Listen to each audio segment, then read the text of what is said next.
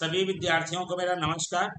CGBSE अर्थात Chhattisgarh board कक्षा 10वीं विषय गणित अध्याय 11 ज्यामितीय आकृतियों में समरूपता के प्रश्नावली 11.4 के प्रश्नों को आज के हम इस वीडियो में बेसिक कॉन्सेप्ट के साथ संपूर्ण हल करने जा रहे हैं। सभी विद्यार्थियों का मैं अपने इस प्यारे से यूट्यूब चैनल में हार्दिक अभिनंदन एवं स्वागत करता हूं, जिसका नाम है PK मैथ्स एजुकेशन।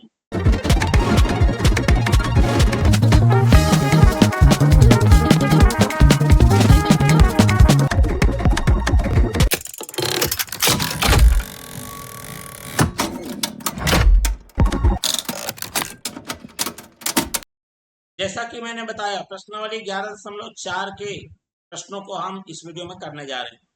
इसका एक और भाग भी बन चुका है, जिसमें इस प्रश्नावली के बेसिक कॉन्सेप्ट को समझाया गया है।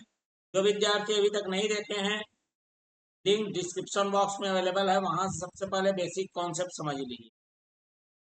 जो पिछले अध्यायों के वीडियो को नहीं देखे हैं, के लिए भी लिंक डिस्क्रिप्शन बॉक्स में अवेलेबल है, वहां से आप देख सकते हैं। साथ ही साथ जो हमारे चैनल में नए हैं, चैनल को सब्सक्राइब कर बेल आइकन नोटिफिकेशन ऑन कर लीजिए। साथ ही साथ इस वीडियो को अंत तक जरूर देखिए अच्छे समझने के लिए। वीडियो पसंद आए तो लाइक करिए और ज्यादा से ज्यादा लोगों में शेयर कर दीजिए। तो चलिए मैं शुरुआत करता हूं आज के प्रश्नावली के प्रश्नों को हल करने का। एक एक करके करते जाते हैं। प्रश्नावली 11.4 में सबसे पहले जो प्रश्न दिया गया है, ABCD एक समांतर चतुर्भुज है जिसमें x और y का मान पता कीजिए बोल रहा है। तो हमें एक चित्र दिया गया है, चित्र को मैं पहले बना लिया हूं, कौन कहां पर कितना दिया है वो भी लिख दिया हूं मैं।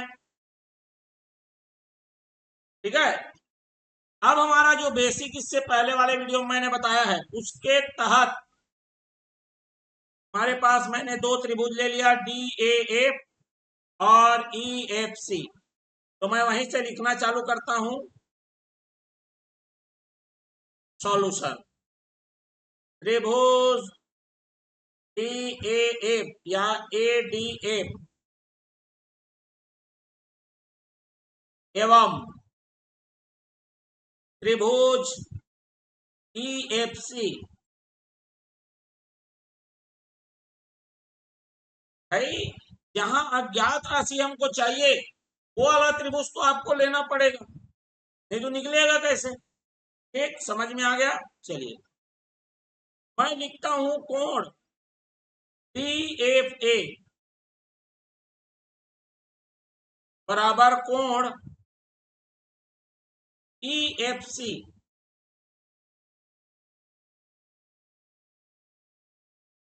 इसका कारण है शीर्षाभिमुख कोण।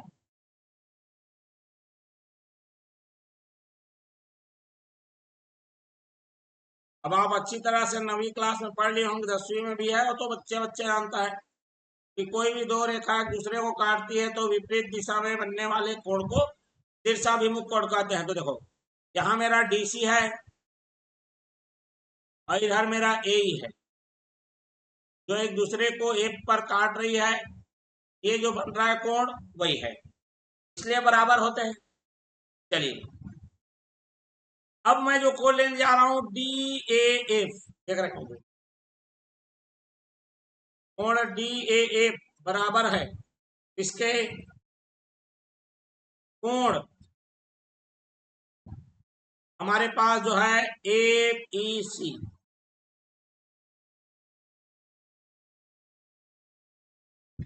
और इसका कारण है एकांतर कोण। आप देखना, ये वाला लाइन को मैं बताने जा रहा हूं, उसको ध्यान से देखना।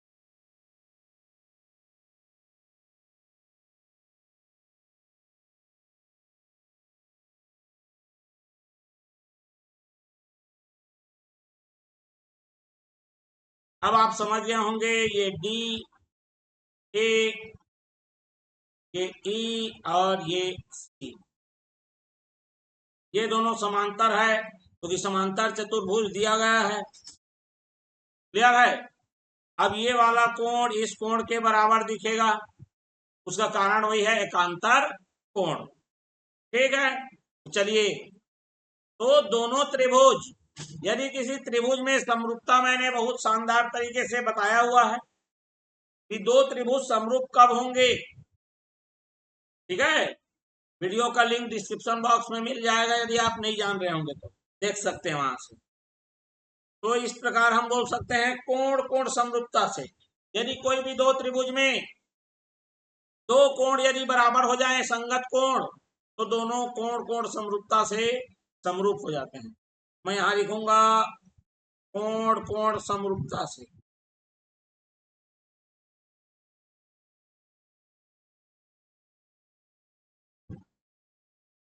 त्रिभुज ADA, अब यहीं पे क्या गलती होगी मैं आपको समझाता हूं। क्रम को सही नहीं लिखते हैं, फिर वो गलत है।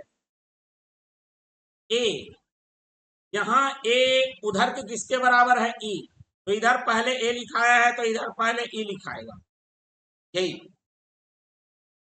दूसरा क्या लिखा है, डी, तो इधर डी खाली है, इधर सी खाली है, तो इधर दूसरे नंबर में लिखाएगा सी।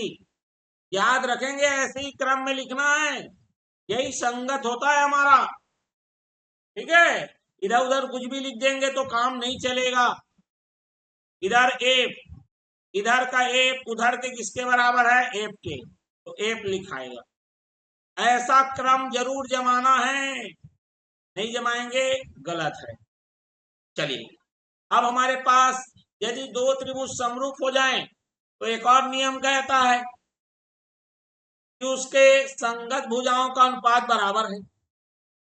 संगत का मतलब यहां पर देखो, पहला दूसरा में कौन है, AD, इधर पहला दूसरा में कौन है, EC, इधर दूसरा तीसरा में कौन है, DF, इधर दूसरा तीसरा में कौन है मेरा, CF, पहला तीसरा में कौन है, AF, पहला तीसरा में कौन है, EF।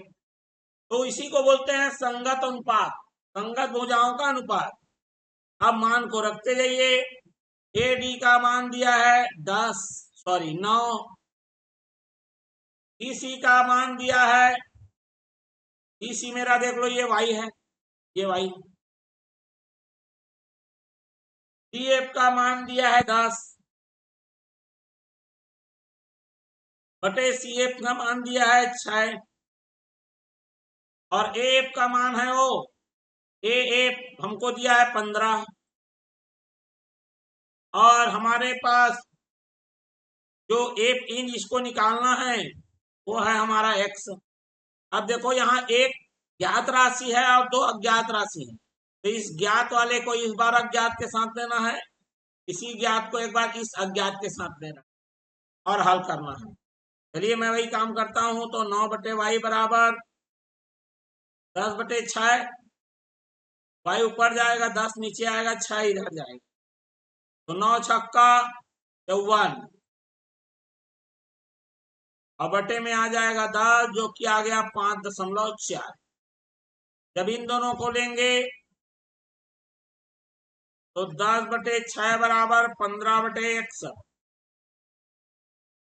ये x ऊपर जाएगा, 6 15 छक्का 90 बटे में 10 आएगा, 0 से 0 कटा 9, तो x का मान 9 और y का मान 5.4, ये हमको प्राप्त हो गया। क्लियर है। चलिए अगला देखते हैं। अगला प्रश्न कह रहा है एक समलम चतुर्भुज ABCD है, पुस्तक में चित्र नहीं दिया है लेकिन हम यहाँ बना लिए हैं। समलम चतुर्भुज का मतलब होता है जिसका एक ही जोड़ी समांतर दिखे, है ना। तो यहाँ पर बोला है AB समांतर है DC, विकर्ण परस्पर बिंदु O पर प्रतिच्छेद करते हैं। चलिए यहाँ पर बिंदु के बाद O नहीं लिखा है, हम लिख देते हैं। चलिए, तो ये एक दूसरे को बोल रहा है O पर प्रतिच्छेद करते हैं, मतलब ये O पर काट रहे हैं। यदि AB बराबर 2CD, ये जो AB है ना CD का डबल है बोल रहा है। चलिए सॉल्यूशन। जो दिया गया है उसको लिखो। दिया गया है ए बी समांतर है किसके, डीसी। समझ में आ गया? ठीक है। और एक दूसरे को प्रतिच्छेद कर रहे हैं, ये हमको दिया गया है। त्रिभुज AOB कहाँ है, AOB और COD के क्षेत्रफल का अनुपात। तो मैंने ये वाला देखिए नियम को बताया था, क्षेत्रफलों का अनुपात है। यदि दो त्रिभुज समरूप हो जाएं, उनके क्षेत्रफलों का अनुपात इनके संगत भुजाओं के अनुपात के वर्ग के बराबर होता है। बहुत ही शानदार तरीके से प्रमेय को समझाया गया है, पिछले वाले वीडियो में है और लिंक डिस्क्रिप्शन बॉक्स में अवेलेबल है। तो चलिए, ये वाला कोण इस कोण के बराबर होगा क्या, नहीं देखो पहले। तो मैं लिखूंगा त्रिभुज AOB एवं त्रिभुज DOC में, यहां दिया गया है इसको भी लिख लीजिए आप, AB बराबर 2CD। ठीक है। चलिए AOB और DOC ले लिया मैंने, क्लियर हो गया बात। चलिए, क्या ये दोनों कोण बराबर होंगे? बिल्कुल, कारण अभी बताया एकांतर कोण, बताया ना मैंने, एकांतर कोण। चलिए मैं उसको अलग से निकाल के दिखाऊंगा। कोण DCO, कोण DCO बराबर है कोण OAB। इसका लिखेंगे कारण एकांतर कोण। ठीक। चलिए मैं अभी पूरा एक एक चित्र को निकाल के बताऊंगा, पहले लिख लेता हूं, ठीक है। चलिए, ये दूसरा वाला कोण इस दूसरे वाले कोण के बराबर होगा DCO। मैं गलती किया हूं, मैं यहां पर ABC को पहले लिया हूं, तो ABC का भाग को पहले लिखना पड़ेगा आपको, ठीक है। चलिए, तो वो गलती आप मत करिए, मैं यहां सुधार देता हूं। ठीक है। अगर आप इस त्रिभुज को ले रहे हैं तो इधर लेफ्ट में उसी त्रिभुज का हिस्सा को लिखेंगे भैया, अदरवाइज गलत हो जाता है। वो छोटी छोटी बातें हैं जिसको हम ध्यान नहीं देते, समस्या यहीं पे है ना, इसीलिए तो हमको समझ में नहीं आती है। क्लियर हो गया? मैं पहला ए लिया, तो अब यहां पर वो आखिरी है तो BAO बोल देता हूं मैं इसे, और यहां पर OCD बोल देता हूं। ठीक है। चलिए, दूसरा एक कोण, ये दूसरा वाला DCO, फिर इधर बी वाला OBA। कोण OBA बराबर है CDO के। ये भी है एकांतर कोण। अब ये कैसे एकांतर कोण है मैं आपको दिखाता हूं, ठीक है, तब आपको ज्यादा अच्छे समझ में आएगा।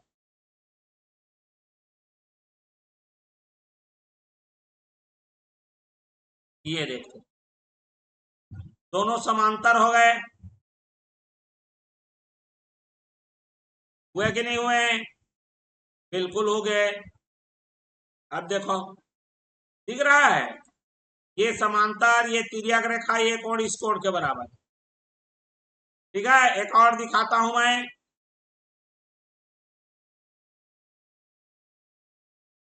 चलिए, ये वाला देखो, दिख रहा है, बिल्कुल समांतर। और ये देखो, ये दोनों समांतर है और ये इसके बराबर एकांतर कोण, और ये दोनों समांतर है, तिर्यक रेखा, ये वाला कोण इस कोण के बराबर है। बात समझ में आ गया? अभी अभी मैंने नियम बताया कोण कोण समरूपता से।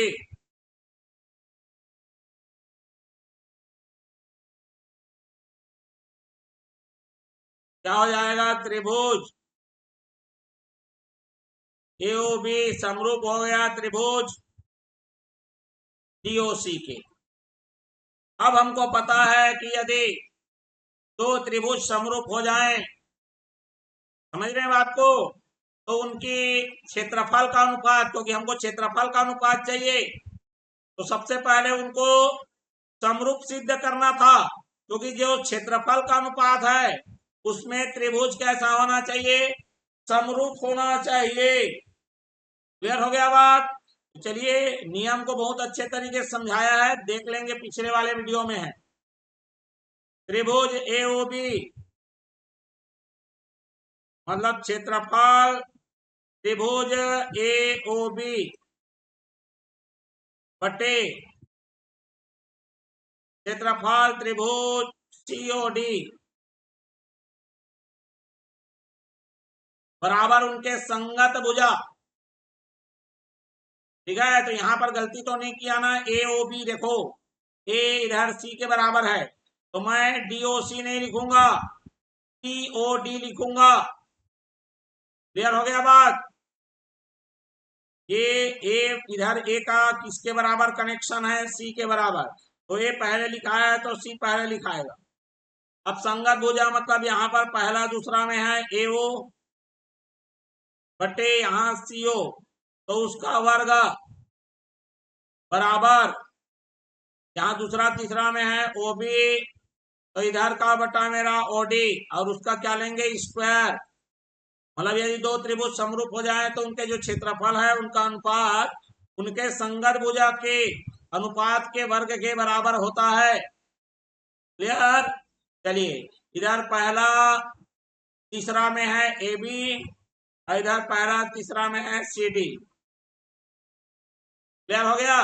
चलिए, अब इन दोनों की कोई जरूरत नहीं है रहने के लिए, जरूरत इसकी है केवल, तो आपको पता होगा AB बराबर 2CD दिया है, तो इस AB के जगह 2CD लिख दो, बटे में CD है, और ये आ गया आपका वर्ग, CD से CD कैंसल, 2 का वर्ग आ गया 4:1, 4/1 माने 4:1, और यही हमारा क्या हो जाएगा, आंसर। अतः क्षेत्रफल का अनुपात कितना निकल गया, 4:1 निकल गया। स्पष्ट हो गया बात, बिल्कुल। चलिए, बढ़ता हूं मैं अगले के लिए। अगला है मेरा, देखो चित्र 4 में ये जो चित्र दिया गया है ना, ये चौथा चित्र है भैया। अच्छा, चित्र में मतलब खाली चित्र में है, IB बराबर 36 मीटर, वो IB है। अब I कहाँ है, B कहाँ है, मैं आपको समझाता हूं। IBBER, IBBE और ये R ऐसा दिया हुआ है, यहां पर 90 अंक बनाए हैं। क्लियर हो गया बात। बस, अब यहां पर आपको मान है वो पहले दे दिया गया है। IB, ये जो IB है वो 36 है बोल रहा है, BEA 20 है बोल रहा है, EB मेरा 15 है, EB मेरा 15 है भैया। तो नदी की चौड़ाई RI ज्ञात कीजिए। तो भैया यहाँ पर आपको दो त्रिभुज दिख रहे हैं, ये 90 होगा क्योंकि रेखा एक ही है, ये सीधी चौड़ाई सीधी है मतलब 90 अंक। ये वाला कोण इस कोण के बराबर होना चाहिए। ठीक है, तो लेता हूं मैं सॉल्यूशन। त्रिभुज RIB एवं त्रिभुज EBB में, क्लियर हो गया बात। चलिए, क्या क्या दिया गया है, कोण RIB, कोण RIB बराबर है कोण BEB, क्योंकि दोनों ही 90 अंश है। अब इसमें का RBI कोण आर बी आई बराबर है उसमें का कोण, ये देखो ईवीबी। कारण लिखेंगे यहां पर शीर्षाभिमुख कोण।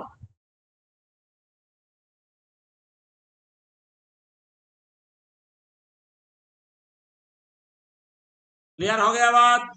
बिल्कुल। देखो अभी भी बताया था, दो लाइन एक दूसरे को क्रॉस करेंगे तो विपरीत दिशा में बनने वाले कोण शीर्षाभिमुख कोण होते हैं और दोनों बराबर होते हैं भैया, ये भी याद रखो। यहां से कौन सा नियम लगेगा? कोण कोण समरूपता।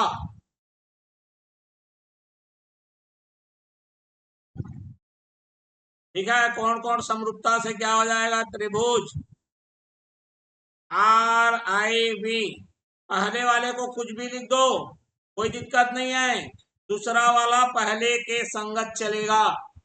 ये देखो आर खाली है, आई 90 है, बी इधर वैसे चलेगा, खाली 90 और ये सिंगल, तो खाली में है बी, 90 में है ई और सिंगल में है बी। तो यहां पर लिखोगे आप त्रिभुज बी ई बी। समझ में आ गया बात? चलिए अब संगत भुजाओं का अनुपात, मतलब यहाँ पर पहला दूसरा में है आर आई, इधर पहला दूसरा में है मेरा बीई, दूसरा तीसरा में है मेरा आई बी, इधर दूसरा तीसरा में है मेरा ईबी, यहाँ पर पहला तीसरा में है मेरा आरबी, इधर पहला तीसरा में है मेरा बीबी। ठीक है, अब आपको जो दिया गया है देखो आई बी का मान 36 रख दो। ठीक है, आर आई निकालना है मेरे को, जो नदी की चौड़ाई है आर आई निकालना है उसको ना, बिल्कुल। बी आपको कितना दिया है भाई? ई बी है 15 है, लिख दो, बराबर लिख दो। आई बी है मेरा 36 और बी ए है मेरा 20। 4 9 36, 4 5 6 20, ये 5 एकम 5, 5 तिया 15। जिन लोगों को नहीं समझ में आया तिरिया गुणा पहले कर लेना। तो आर आई बराबर 9 गुणे 3 और आर आई का मान आ गया 9 तिया 27।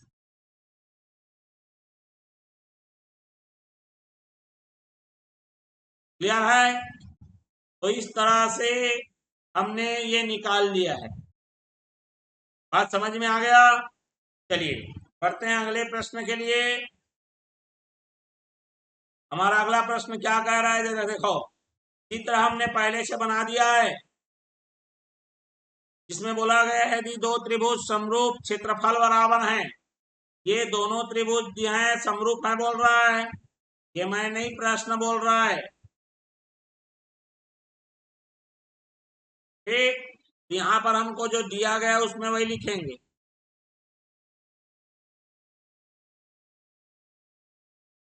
दिया गया है त्रिभुज ए बी सी समरूप है त्रिभुज पी क्यू आर। तो जब भी आपको समरूप दिया है, मतलब आपको दो चीजें दी गई है, यह बात दिमाग में रख लो, उसके संगत कोण बराबर हैं, अर्थात कोण ए बराबर पी, कोण बी बराबर क्यू और कोण सी बराबर आर। ये दे दिया गया, कोण आपस में बराबर है बोल के दे दिया गया है भैया। दूसरा एक और चीज दिया है, अगर समरूप दे दिया है तो उनके संगत भुजाओं का अनुपात भी बराबर है, मतलब ए बी बटे पी क्यू, बी सी बटे क्यू आर और ए सी बटे ई आर।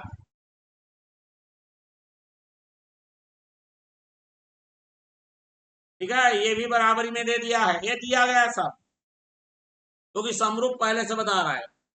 अब हम लोग को पता है, देखो यहाँ पर क्षेत्रफल से संबंधित है।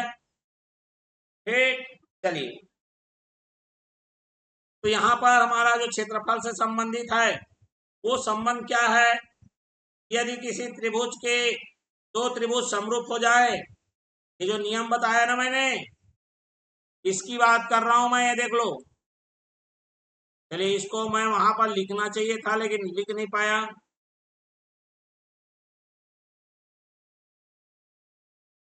ये देखो यहाँ पे लिखेंगे हम, ये नियम है हमारा, इसको लिखते हैं यहाँ पर। यदि दो त्रिभुज समरूप त्रिभुज के क्षेत्रफलों का अनुपात उनकी संगत भुजाओं के अनुपात के वर्ग के बराबर होता है, अतः अतः लिखेंगे यहाँ पर, और अतः लिख के क्या लिखेंगे, यहाँ पर देखो क्षेत्रफल, तो त्रिभुज, क्षेत्रफल त्रिभुज लिखना है। चलिए क्षेत्रफल त्रिभुज ए बी सी बटे क्षेत्रफल त्रिभुज पी क्यू आर। यहाँ पे एक और चीज दिया गया है, समरूप तो दिया गया है, त्रिभुज क्षेत्रफल मेरा त्रिभुज ए बी सी बराबर भी दिया हुआ है त्रिभुज क्षेत्रफल पी क्यू आर के।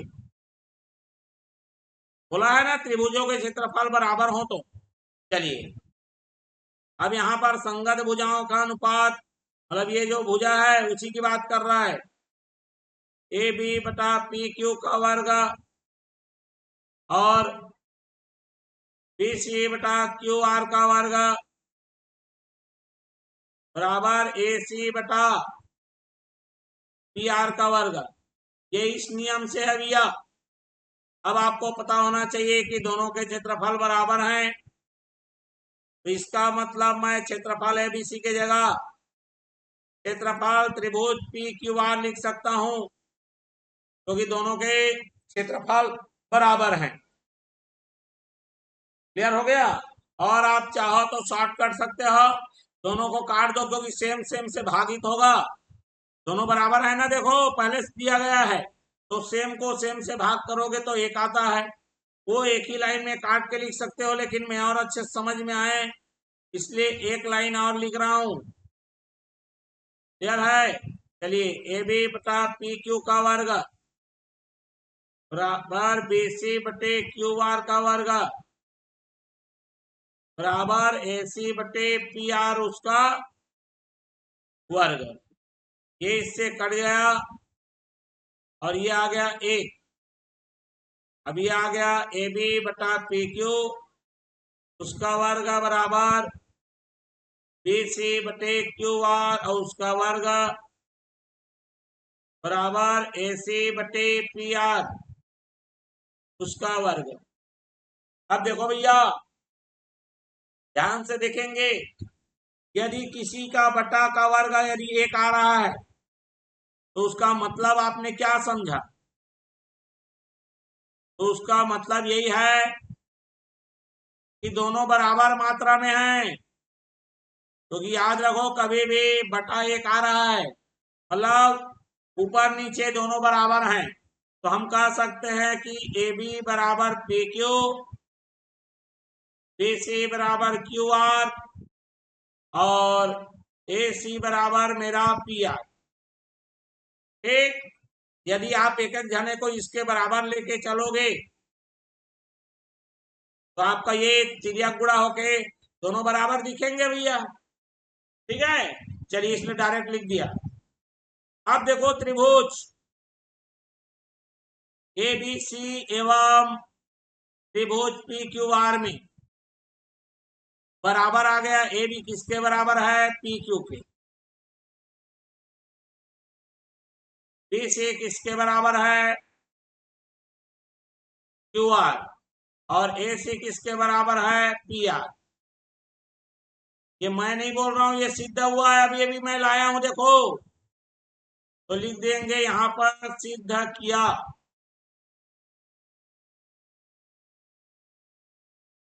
है ना। अब यदि कोई त्रिभुज के दो त्रिभुजों के भुजाओं का अनुपात नहीं बोल रहा हूं, भुजा ही बराबर हो जाए तो हम लोग लिखेंगे भुजा भुजा भुजा सर्वांग समता। समरूपता नहीं लिख रहा हूं, सर्वांग समता से त्रिभुज ए बी से सर्वांग सम का चिन्ह ये होता है डबल लके, फिर ये उड़ता हुआ जो उड़ा रहे हैं ना, ये उड़ता हुआ, ये लहराता हुआ चिन्ह त्रिभुज किसके, पी क्यू आर के। अतः क्या हो गया, सिद्ध हुआ।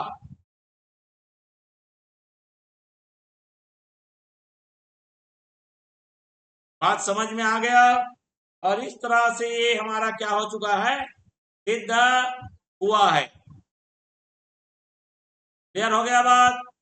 चलिए, हमारे पास यदि इस पूरे को और करेंगे आगे को,